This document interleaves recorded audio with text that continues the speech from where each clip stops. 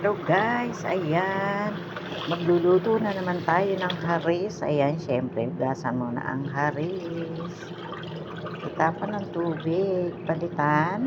At pagkatapos, ayan po ang haris. Oh, haris, para siyang trigo.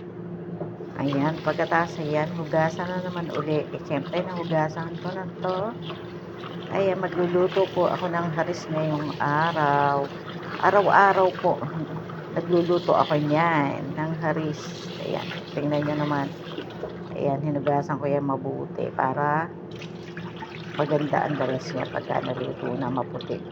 Kasi may ano to eh, brown. Ayan o, tingnan nyo naman, matigas to. 4 na oras ko niluluto yan. Ang haris na yan, araw-araw. Diyos ko. Tapos ayaw nila ipamakina. Siyempre, mamano-manohin mo yan. Kakabulin mo siya. Para ka nagpapader. Ganon. Ayan, ito po ang haris. Siyempre, magpapakulo na ako ng ilalagay natin ng panlako ko dyan. Manok ang gagamitin ko sa haris. Ayan guys, ang haris. Nako, matigas yan, matigas. Kaya, kailangan ibabad muna sa tubig na mainit.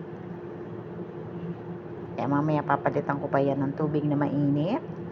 At yun lang guys, thank you for watching.